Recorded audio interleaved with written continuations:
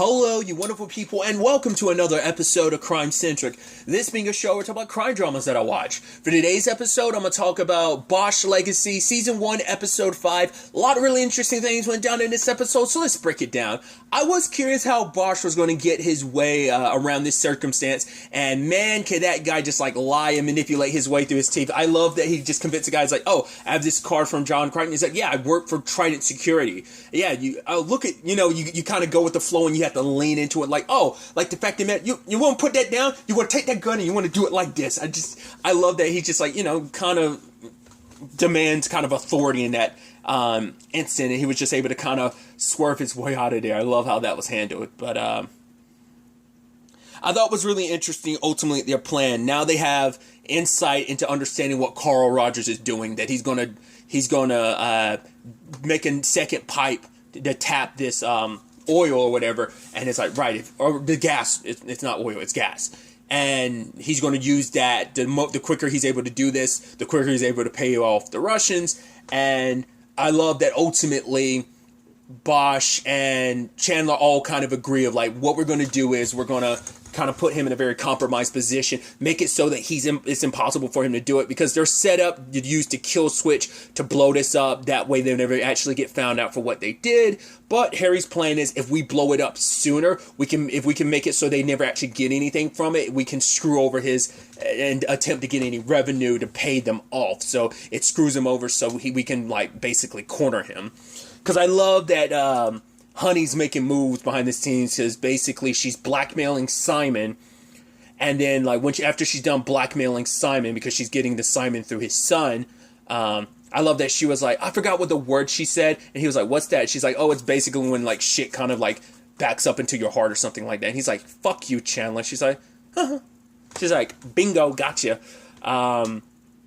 Sadly, Lev was watching, because I guess they have eyes on all of they're trying to see they're keeping an eye on Carl, because it's you're going through this civil suit right now that's drawing too much attention, plus you owe us money, now you're going to have to pay out millions in some other situation as well. So they're probably trying to see whether or not Carl was trying to finagle around things. I guess rather they knew that maybe someone would come looking into these circumstances. I guess they knew someone like Chandler would come around because of this whole civil suit thing. They probably figured that was kind of a front. So they're pretty smart about knowing. I mean, poor Simon, poor bastard, got killed just as he got the information, and he was going to pass it on to Chandler, but got killed before he could. So, but I love that Chandler went to the U.S. attorney. It's oh yeah, Carl Rogers, he'll kind of confess to everything, and he'll want protection, and he'll give you everything on the profits.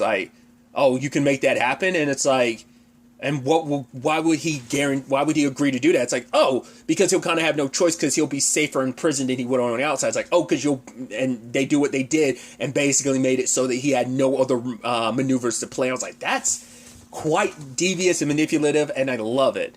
I even love that an interesting development is that Chandler had that meeting with Carl, and she had the gun in her pocket. I guess it's I guess in general, she keeps it just to feel safe. I mean, we know she's going to the gun range and she's pretty proficient with it, but I think it's being across from the man responsible for other deaths and your attempted murder. Of course, I think it's just to make you feel no, if I ever need to, I can. I think just having that as a safety, I think just to make her feel better. But it's right, she thinks about it, she wants to do it, but she just keeps everything inside to not do it. But it makes you wonder, will at the end she get the opportunity to kill Carl? I'm pretty sure the Russians are going to somehow get to Carl before it could all happen anyway. But jumping around a little bit, I like the whole situation of how they were ultimately able to successfully blow up the pipelines. Luckily, they were able to do it before, because no matter how bad the people are involved in all of this, he wasn't going to let Aslan and his people be down there when it goes off. Barry's I said Barry. Harry is not going to be responsible for people's deaths, so the point was to do it before anyone went down there, but also make sure you do it before Carl could get any of that gas to, make money and pay off. They need him in a compromised position.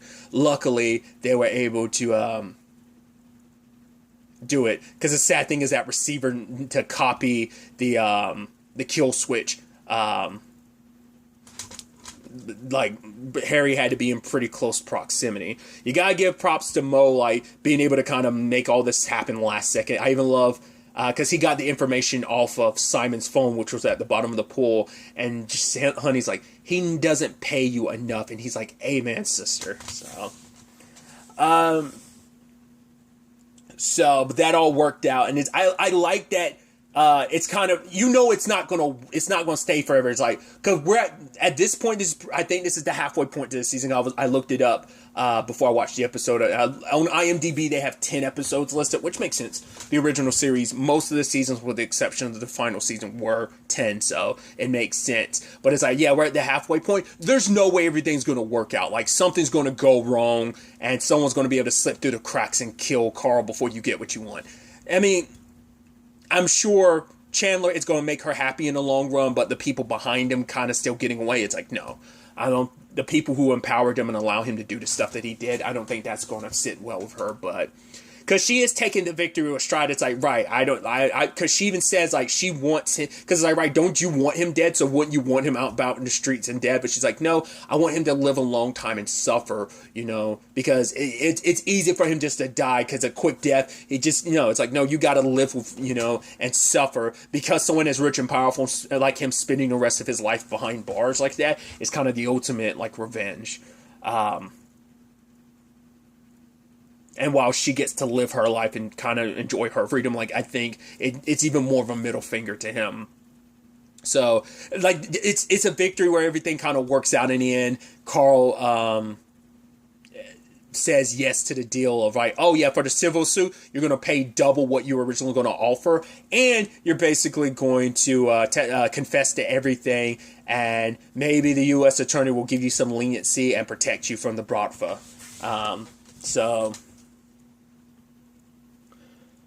Like I said, it's nice for them to have a victory, but it won't last long. So we'll have to wait and see where things kind of go from there. Some other angles to this episode. First and foremost, there's Harry reaching out to Vance, but he's unable to. And we find out, like, Vance is in a much more dire situation. And there's Sloane just like, oh, here's this voicemail from Harry. Delete. You're like, oh god. But then, like, then I'm like, okay, so Sloane's the one that's bad, but Ida isn't, interestingly enough. And Ida said some interesting things when she's reading him a book. She's like 40 years, and it's like, you never known. I'm like, what's that about? I was wondering, like, in the retrospect, are we going to find out that, well, because I was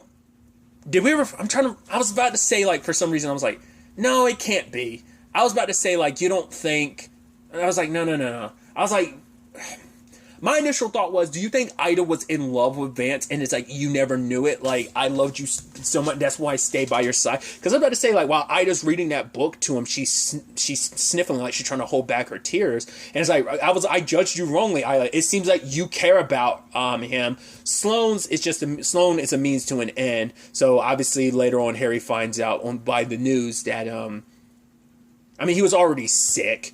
But it's just, I figured, I was almost hopeful that, oh man, your son's not alive, but, because Harry never got a chance to tell him more about his son. He got to know at least a little bit, and his son was found, so that was something, but Harry, it's an incomplete job for Harry, because it's like, man, like, you potentially have more of a family out there, because, Harry ended up finding out that Lewis was alive, the person that, Dominic had a connection to, and it's like, yeah, Dominic knew the woman. She was an older woman, in fact. He's like, yeah, it's like, it's been so long that Lewis doesn't know her name, but he remembers, like, the place that they met, because she was like a journalist or something like that. So you're like, man, if only he could have met what seems like potentially might be his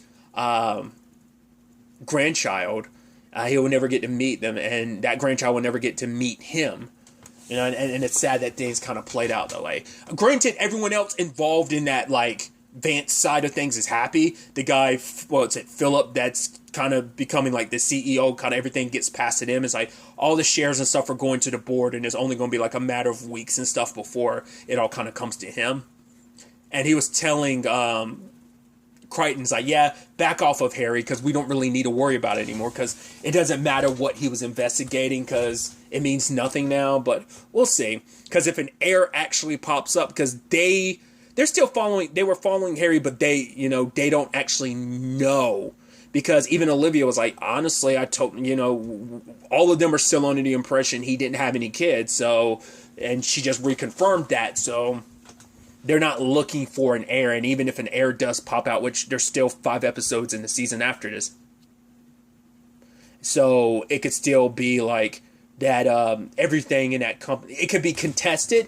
And even if the person wants nothing to do with that, it's still the thing of like their very existence threatens all that. So you can definitely see that being an issue later as the season progresses. Like, no, we need to kill this person. We can't take the chance they might try and take all this from me. Not unless we end up finding out like Vance's circumstances weren't just like natural health. Well, it weren't issues brought about by something else. Like, what if someone was responsible for making him sick? And so we might find out there's something like that, or maybe it was just kind of like, no, he was just naturally sick, and it was just a natural thing, and not just. No, I mean, I say natural, but it wasn't an outside like component of someone purposely making him sick and killing him. Once again, I'm interested to find out what this Ida thing is, because that was, like I said, my immediate thought. But I'm like, not unless there's something else to that, because she was like, right, 40 years and you never knew, and I'm like, what could that? Other than like maybe I was secretly in love with you, maybe there's something else. I don't know. I'm interested to kind of know. She might be Harry's only ally in this, because everyone else is potentially out for themselves. Like Crichton, Philip, and Sloane, they're all going to benefit from this whole situation in their own right. So they don't have the best interest of getting at the truth. But Ida, because she cared so deeply about Vance, that she might be willing to help Harry. She might be his only ally under these circumstances. So we'll see. And I'm curious. I mean, they've backed down from Harry, so they probably won't follow. They probably didn't follow Harry to. Well, I think this was before Harry found out Vance had died, that he visited Lewis. I don't remember the order of events in the episode, so who knows if they visited Lewis or not. I also feel like, there's got to definitely be more with Lewis. It's got to be a thing of, no, like, he knows more. There's got to be something there. Like, I doubt we're just done with that character, but we'll see. And finally, another angle to this episode is Maddie. Her and Vasquez were helping out a pregnant lady. She's kind of going through some rough times, and they try to set her up, I think, at kind of a shelter place of some sort, but she decided not to go. She's like, no, give my place to someone else, and just walks away. And I was like, I was wondering, I guess maybe she felt like, she's like, oh, I don't like the look of this place, like, maybe she feels like it might be a place that might be trying to take advantage of her, or try to take advantage of her. Maybe she just feels like she doesn't like the charity aspect or the pity aspect. And she's like, no, I'll be fine on street. I'm wondering what that's all about. And Maddie wants to help her, but Vasquez is like, we can't really do much. It's a thing of, we can't help someone. We can't force them to accept our help, in the grand scheme of things. So that kind of sucks that things have, to that level and such. But Maddie can't let it go. And, she even talks to her dad about it later on, because she had met up with Preeta, because Preeta had called her and was asking about security, and Maddie was there. Like, I don't think it was anything that would necessarily influence or affect the case, but I'm sure if Vasquez finds out about it, or if the detective from Sex Crimes handling the case finds out, it's going to become an issue, and she's probably going to get reprimanded for it. But, she has the best of intentions. She's just trying to do the right thing.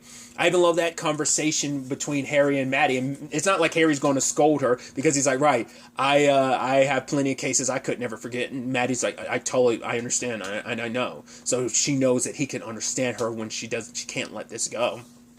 She wants to help people, and Harry says, at the end of the day, it comes down to what kind of cop do you want to be. Do you want to, is this a mission, or is this just a job to you?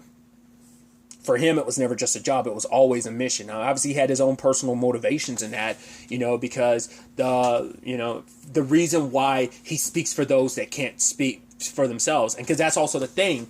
Harry's never been in that position she's in. He's like, he worked homicide for so long. My victims, I had to speak for them. They could never call me up and speak to me. Maddie's in a very different circumstance. And he worked certain things in his beat job, I think. Saw some stuff here and there, but just thought that was an interesting conversation, and you get to see who Maddie wants to be. She wants to be someone that can help, because she had talked to Prita and was wondering, like, right, that she watches the neighborhood app and heard about some of the crime in the area, and there's screens that have been cut, break-ins and stuff, but no rapes. So Maddie starts looking into it, and I think she's going to be investigating the neighborhood a little bit more, because this person might be escalating, and Prita might have been the first, and that maybe some other stuff in the neighborhood could be linked to, like, right, that person, he escalated when he got to Prita, but maybe he hadn't escalated. It was only a matter of time before he escalated, but maybe he's been robbing and doing stuff around the neighborhood. So Maddie's definitely going to be probably investigating it. I doubt, like, probably on the clock and off the clock, which is definitely going to get Vasquez's attention. Vasquez probably won't like that, because they had their beat and stuff, so it's probably not I don't know what, as a boot, what freedom she has to really investigate stuff like that, because it's probably like, no, you're not officially a cop, you're a boot, and so you can't really, like, investigate stuff on your own. You have to leave that to the detectives. They're the actual investigators in this regard. So it's definitely going to be interesting to see where what direction that ends up going. Obviously, episode 6 is already out as well, so I'll be checking that out after I finish up with this. But I'm very excited to see where episode 6 ends up taking us going forward with all of this. Because, like I said, I don't think, at least with the Harry and Chandler situation, I don't think they're going to be able to keep that victory for long. But we'll see how the tides, whether the tides really change for the better or for worse going forward. Like I said, I'm just waiting for the shoe to drop, but we'll see. But really, that's all I want to talk about. Till the next time we meet, be happy, be safe, live life to the fullest, and enjoy it. Good day, and goodbye.